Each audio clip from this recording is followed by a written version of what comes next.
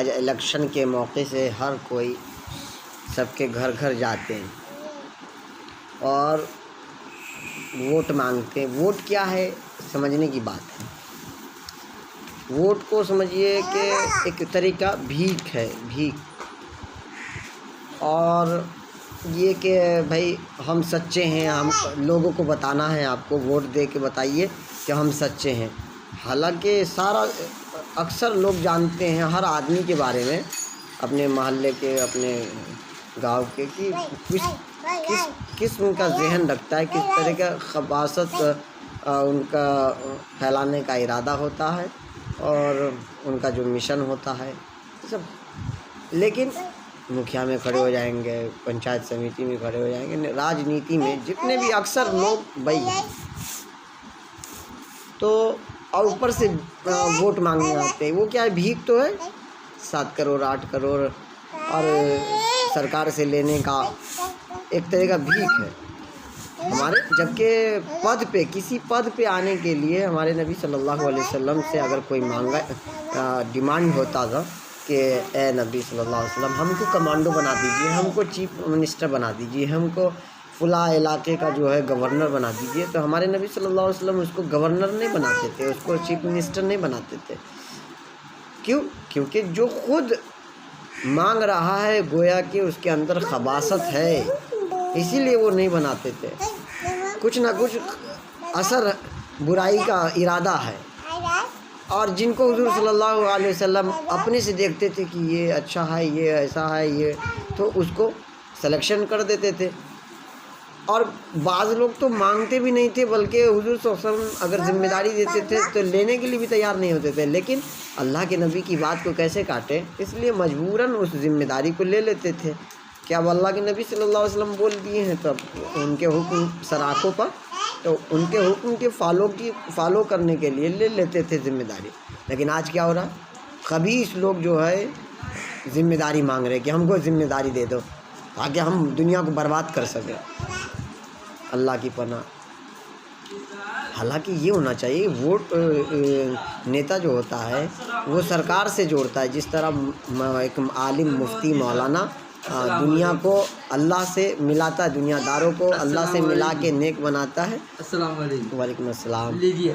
لوگ بے دھڑلے سے مانگتے ہیں، جبکہ حضور صلی اللہ علیہ وسلم نے فرمایا کہ بھیک مانگنے والے قیامت میں اس کے چہرے پہ گوشت نہیں ہوگا۔ ذمہ داری لینے والوں کو بہت سخت ذمہ داری آ جاتی ہے، اگر وہ صحیح سے ادا نہیں کرتے ہیں تو اللہ کی گرفت میں آئیں گے۔ اللہ ابھی عذاب جو دے رہا ہے کوئی بھی پوری پبلک کو ایک ساتھ، وہ سب ہم لوگ کے اپنے نتیجے ہیں جو ایک ساتھ نکل رہا ہے۔ ہمیں اپنی ذمہ داری کو سمجھنا چاہیے۔ ہمارے علماء کیوں نہیں آتے اس میدان میں؟ اس لیے کہ صحابہ جس طرح سوچتے تھے کہ اگر ذمہ داری لیں گے اور پھر ملے گی اور پھر ادا نہیں ہوگا تو اللہ کی گرفت میں آئیں گے، تو اللہ تعالیٰ نے خود فرمایا انما یخشی اللہ من عبادہ العلماء، اللہ سے ڈرنے والا کوئی ہے تو وہ علماء ہیں۔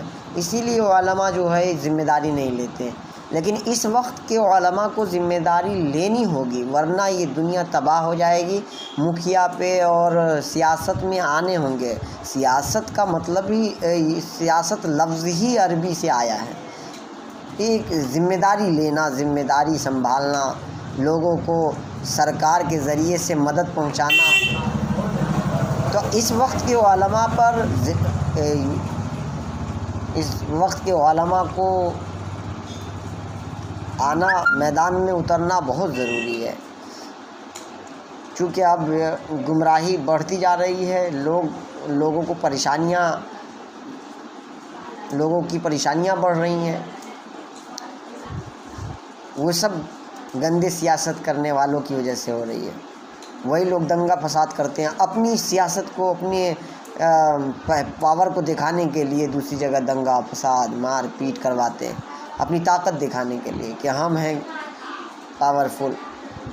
تو ہمیں چاہیے کہ ہم میدان میں آئیں، اور عوام کو بھی چاہیے کہ آپ سچے کو اپنا رہبر بنائیے، جھوٹے مکار، دھوکے باز، لٹیرے، فسادی، ان سب کو اپنا ممبر، اپنا رہبر نہ بنائیے۔ اللہ تعالی ہم سب کو صحیح سمجھ عطا فرمائے، عمل صالح کرنے کی توفیق عطا فرمائے، گمراہیوں سے بچائے، حلال کھانے کی فکر پیدا فرمائے، حلال رزق عطا فرمائے، محنت کرنے کی توفیق عطا فرمائے۔ بہت سارے جو یہ ہمارے عالمگیر رحمۃ اللہ علیہ بادشاہ تھے، لیکن وہ بیت المال سے کچھ بھی نہیں لیتے تھے، بلکہ اپنا پیشہ اختیار کر کے اپنے بال بچوں کا اپنا پیٹ پالتے تھے، بیت المال سے نہیں لیتے تھے، جانتے تھے کہ وہ سرکاری ہے، وہ عوام کی ہے، وہ غریبوں اور لوگوں کی مدد کے لیے ہے، روڈ بنانے کے لیے ہے۔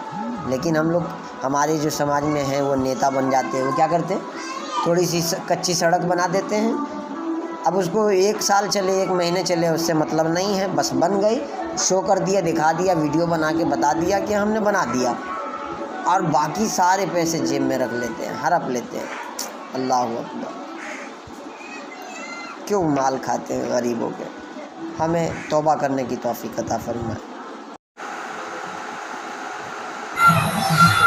شیئر کرو ساتویں پیغام اس کے دشمنوں تلک کہ دوست دوست ہی کے کام آتا ہے۔